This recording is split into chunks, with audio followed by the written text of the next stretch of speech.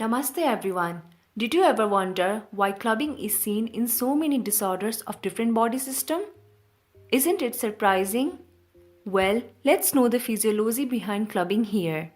Clubbing was first described by Hippocrates nearly 2500 years ago in a patient with chronic empyema, so it is often described as Hippocratic finger. It is regarded to be the oldest sign in clinical medicine. We all know that the normal angle between nail bed and proximal nail fold is around 160 degree or less. It is called as Lovibond angle. But in clubbing, the angle is greater than 180 degree. Obliteration of this angle between nail and nail bed is the first sign of clubbing, and it is the most constant feature. Shamroth's sign is familiar to us as it is usually done during clinical assessment of clubbing, where placing together dorsal surfaces of terminal phalanges of similar fingers gives a distinct diamond-shaped window at base of nail bed, which is regarded to be normal. Obliteration of this window, however, occurs in clubbing. But did you know that it was named after a cardiologist, Leo Shamroth, who when diagnosed with subacute bacterial endocarditis, noted this finding as one of the earliest signs of clubbing. He also reported that the window reappeared 2 months after his endocarditis had been treated successfully. Some conditions associated with clubbing are pulmonary diseases like pulmonary malignancy, chronic pulmonary infections such as lung abscess, chronic empyema, bronchiectasis, cystic fibrosis, cardiovascular diseases like cyanotic congenital heart diseases, subacute bacterial endocarditis, chronic hepatic and gastrointestinal disorders like liver cirrhosis, amoebic liver abscess, chronic infection such as ascariasis, malaria, chronic inflammation such as inflammatory bowel disease, neoplasms, and miscellaneous other disorders such as affecting endocrine system, thyroid acropacy, hyperparathyroidism. So, what is the basis for clubbing?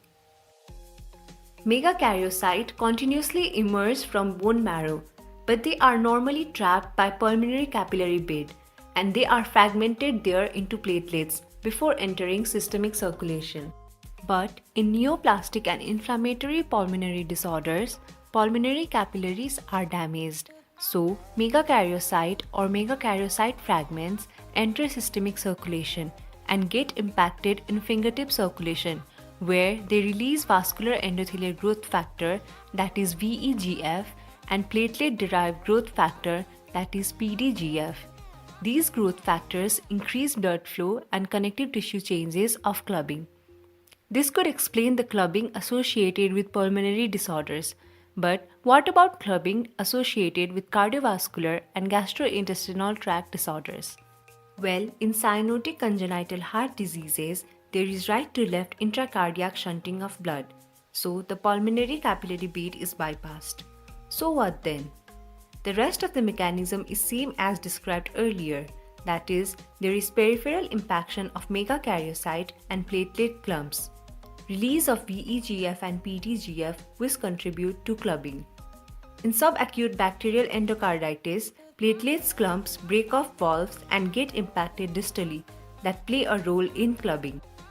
In liver disease, there are multiple small pulmonary arteriovenous anastomosis that allow large particles through.